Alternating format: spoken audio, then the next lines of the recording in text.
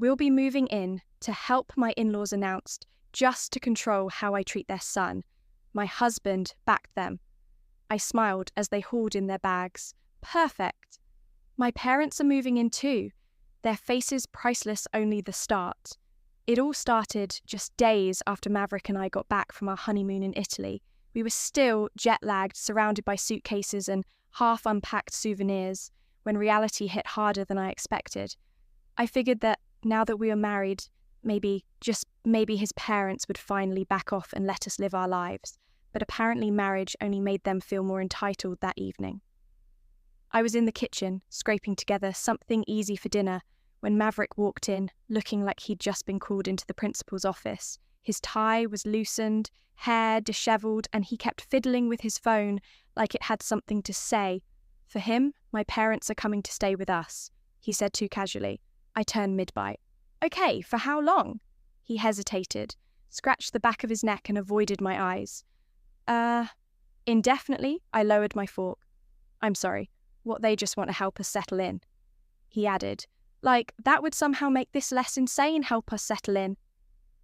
I raised an eyebrow. We've been living together for a year, Maverick. There's nothing to settle. What's this really about? That's when he looked away, and I knew something was off. He let out a long sigh. My mum, she thinks she should be here, you know, to make sure you treat me right. I stared at him, and then I laughed. Not a polite chuckle, a real startled laugh, like he just told me aliens were landing in the living room. You're serious? I said, wiping my mouth with a napkin. So let me get this straight. Your mother believes I might. Would emotionally abuse her adult son. So her solution is to move in and supervise our marriage. He didn't even try to deny it. Just shrugged helplessly. I told them it's not a good idea. I said they can visit, sure, but live here, no way. Maverick nodded, but the next night I looked out the window and saw a familiar sedan pulling into our parking spot. I peeked through the blinds, and there they were, Peter and Magnolia hauling in 2 massive rolling suitcases, like they were moving in for the season. I turned to Maverick. Are you going to say something? He rubbed his temples and muttered, We'll make it work. Oh, we were going to make it work all right, just not the way Magnolia imagined. As they dragged their luggage through the door, Magnolia wore the most self-satisfied smile I'd ever seen. She walked in like a queen, surveying her new castle. I picked up my phone and dialed. Hey, Mom, how do you feel about a little extended stay? She paused. What? Yeah, Maverick's parents are moving in. Indefinitely, I figured you and Dad should too. You know, keep things balanced. I could hear my dad in the background yell, Start packing. When I announced to the group that my parents would be arriving shortly, Magnolia's triumphant grin vanished. Peter blinked at me confused. Wait, they're staying here? Of course, I said sweetly. If you're here to make sure I treat Maverick right, it's only fair. My parents make sure he treats me right, balance, right? Magnolia turned to Maverick, clearly expecting backup. Tell her this is ridiculous. But Maverick, already worn down, just shrugged. I mean, she's not wrong. That moment was beautiful. I could have built a shrine to it. The next morning, my parents rolled up with energy and enthusiasm. My dad marched straight into the living room, kicked off his shoes, and made himself at home on the couch in his boxers, remote in hand. My mum went straight to the kitchen, like she was inspecting a crime scene. Oh, Magnolia, she said, peering into the fridge. You put your soy milk where my eggs go. That's going to be a problem at breakfast. My dad munched his toast obnoxiously loud. Peter, buddy, he said, you chew like a cartoon character. Kind of drives me nuts. Peter blinked, baffled. Excuse me, just an observation by day 2. My mum had reorganized our linen closet and labelled every shelf in the pantry. My dad claimed the couch as his territory. They started asking Maverick things like, you getting enough rest, champ? Or, she feeding you properly in front of Magnolia? I swear steam came out of her ears on night 3. She cornered me in the hallway. This is insane, she hissed. I sipped my tea. So is moving into your married son's home because you think his wife is out to get him? She stared at me for a long beat. She didn't have a comeback. That's when I knew I'd won. But Magnolia wasn't done. Oh no, she switched tactics. She didn't leave instead. She cranked up the passive-aggressive meter to full volume if a dish was in the sink. Sigh, I always made sure to cook real meals. Microwave dinners, just don't say love to me. If I stepped out to run errands, Maverick, is she always out like this, poor thing? You must be so lonely. Peter didn't help. Every time my dad kicked back on his couch, Peter glared like he wanted to file a territorial dispute by day 4. Maverick looked like a sleep-deprived referee at a family grudge match. He had bags under his eyes and the tension of a man who regretted every life decision since the honeymoon. I walked into our bedroom one evening and found Maverick perched on the edge of the bed, elbows on his knees, fingers pressed to his temples like he was holding his head together with sheer willpower. "This is getting to be a lot," he murmured. I stayed by the door, leaning against the frame with my arms crossed. "Oh, but it was totally manageable when it was just your parents, right?" He sighed and looked down. "I know you were making a point, and do you understand why I had to?" My voice was calm but firm. He finally looked at me, and there was something different in his eyes this time. Genuine regret, yeah, he said quietly. I should have told them no bingo the next morning. Magnolia must have sensed she was losing her grip, because she went for the jugular while I was still in the shower. She cornered Maverick in the hallway and put on that soft motherly tone she uses when she's about to emotionally sabotage someone. "Sweetheart, are you really happy?" Maverick blinked, caught off guard. "What? You just seem, I don't know, different, quieter, like something's off." She kept her voice light and caring, but underneath every word was sharp enough to cut. Maverick tried to brush her off, but she didn't let up. "I just think, maybe you rushed into this marriage, that's all I'm saying." And that was the moment he saw it. The manipulation, the calculated concern. The real reason she was here. I didn't need to fight this one. She overplayed her hand, and Maverick finally noticed that night. After brushing his teeth in silence, he slipped into bed, turned to face me, and spoke into the dark. "I think my parents need to go home." I didn't even look at him. Just pulled the covers up and muttered, "Oh, you think?" The next morning he sat them both down at the kitchen table. Magnolia looked like she was preparing for battle. Peter didn't even glance up from his coffee. "This arrangement isn't working," Maverick said calmly. "You need to go home." Magnolia's mouth dropped open. "I beg your pardon." Peter's face turned red instantly. "Where the hell is this coming from?" Maverick stayed composed. "We love you, but this isn't your house. You're always welcome to visit, but living here isn't an option anymore." Magnolia shot me a look full of venom. "This is her, isn't it? She's behind this." Peter slammed his mug down hard enough to make it slush. "We raised you, we gave up everything for you, and this is how you repay us." Maverick's jaw tightened. "Dad, it's not ungrateful little brat," Peter snapped, shoving his chair back so hard it scraped the floor. He stormed out of the apartment, muttering under his breath. Magnolia followed, but not before turning at the door and hissing one final line at her son. "You'll regret this." And just like that, they were gone for the first time in weeks. The apartment felt still peaceful, almost too quiet. I turned to Maverick with a faint smirk tugging at my lips. So I asked, should I start packing my parents up too? He let out a long groan and buried his face in his hands. "Can we just have one normal, peaceful day first? Fair enough. I thought we were in the clear. My parents were still staying with us. But honestly, at that point, they were just enjoying the ride. My dad had claimed the couch like it was his throne, and spent his days switching between baseball games and obscure history documentaries. My mum was thriving in the kitchen, treating every meal like a Food Network challenge. But 2 days later, Maverick's phone buzzed. He glanced at it and sighed. "It's from my mum. She wants to meet at that cafe on 5th. I raised an eyebrow. "Are you sure you want to go? This screams ambush." She hesitated, then nodded. I should at least hear her out an hour later.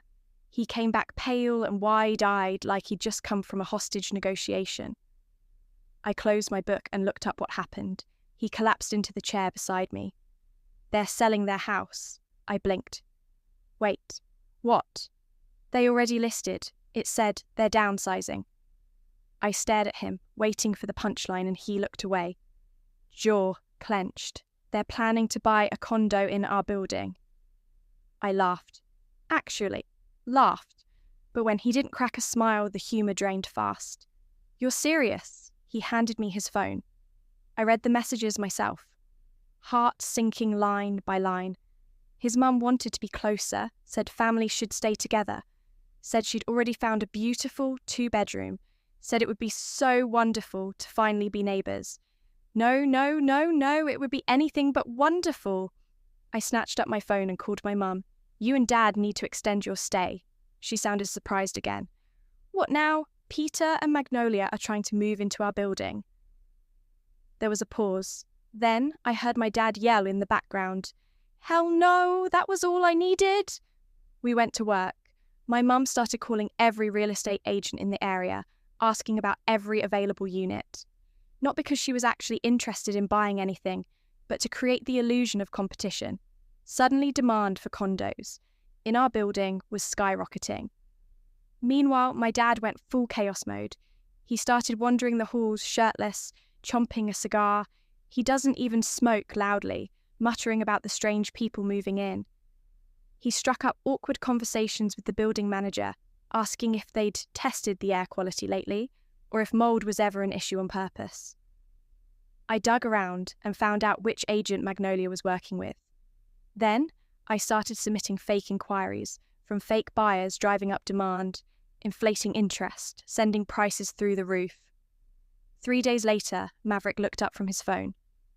My mum just said, they're staying in their house for now. The condos are too expensive. I sank into the couch with the most satisfied grin on my face, mission accomplished for a few blissful weeks. Everything was quiet, peaceful. The air in our apartment didn't feel tense or crowded anymore. And for the first time, it felt like we were finally living our life on our terms. I started to believe we'd actually made it through the storm, that maybe we'd won. But then one morning, Maverick's phone rang. He answered on speaker, still half asleep, rubbing his eyes. Hey, Dad. Peter's voice came through, low and heavy. I lost my job. There was a pause. Then, we're out of money. And finally, we need a place to stay. Maverick and I looked at each other. That one glance was enough, I knew then and there. This nightmare wasn't over. It was just getting a second wind. All those weeks they spent scheming, manipulating, trying to force their way back into our lives. And now they had the perfect weapon, desperation. Maverick began pacing the living room, dragging his hand through his hair. If they really lost everything, I cut in sharply. Wait, are you seriously considering this? He didn't answer right away. They're my parents, he said at last, voice tight. And they are not our responsibility. They've got nowhere else to go, he muttered from the kitchen. My parents, who had clearly been eavesdropping, walked in. My dad crossed his arms, an unimpressed look on his face. Oh, come on, he said. They didn't lose everything. Maverick frowned. What do you mean? Dad pulled out his phone, tapped a few times, then held the screen up. There's your father's brand new golf club membership, he said, paid in full 2 weeks ago, not cheap swipe. And here's Magnolia's latest shopping spree, thousands of dollars at high-end boutiques. Swipe, and here's the listing for their house, still active, still unsold. My mum stepped closer. They're lying. They didn't lose a cent. They're just trying to guilt their way back in, hoping you'll feel too bad to question it. Maverick turned pale. His lips parted slightly, but he said nothing. He didn't have to. The truth hit him hard. We called Peter and Magnolia and asked them to come over. They showed up looking smug, like they'd already won. They settled on the couch like they owned the place with that same false humility they'd worn the last time they tried to invade our home. Magnolia gave Maverick a sympathetic look. We know this is difficult for you, honey, but it's just temporary. Maverick's hands were clenched into fists. I saw the muscles in his jaw twitch. He took a deep breath, then spoke with a calm that was so precise it felt dangerous. "You lied," Peter frowned. "What are you talking about? You didn't lose everything you just wanted to force your way back in." Magnolia gave a shaky laugh. "That's not true. We would never." Maverick held up my dad's phone, then explained this. He began scrolling the golf club, the shopping, the fake house sale. Each screen, a nail in the coffin. Peter's face turned an angry shade of red. "You've been spying on us. That was my cue. Are you kidding me?" I snapped. "You came in here with fake sober stories, tried to manipulate your son, and now you're offended that we caught you." Magnolia's voice trembled. "Maverick, I was just trying to protect you." He finally lost the calm. "Protect me from what, Mum?" She didn't answer. Couldn't. Peter stood up and yanked Magnolia to her feet. "We don't have to sit here and be accused like this." Maverick stood too, voice steady but ice cold. "No, you don't. You can leave." Magnolia's eyes filled with tears. "We're your family." His expression didn't change. "No, you don't treat me like family. You treat me like something you own. I'm not yours to control anymore. I'm done." Peter scoffed. "You're making a mistake. You'll regret this." Maverick didn't flinch. "No, Dad, I won't." And just like that, they walked out again, this time. The silence they left behind wasn't tense. It wasn't heavy. It was clean, honest. Maverick sat down on the couch and buried his face in his hands. I sat beside him and gently rested a hand on his back. "You okay?" He didn't answer at first, just stayed there breathing, thinking. Then he whispered more to himself than to me. "I should have done that years ago." The next morning my parents began packing their bags. They had never intended to stay forever. They were just waiting for Maverick to wake up before they left. My dad gave him a firm clap on the shoulder. "You did. Good kid." My mum pulled him into a hug and whispered into his ear, "You deserve better than what they gave you." And for the first time, I think Maverick finally believed it. Peter and Magnolia kept their distance after that. At first they sent texts, guilt-drenched and dramatic. But when Maverick stopped replying, the messages stopped too. They never apologized, never admitted what they did, never took any responsibility. But Maverick, he was finally free. And honestly, that was the best revenge of all.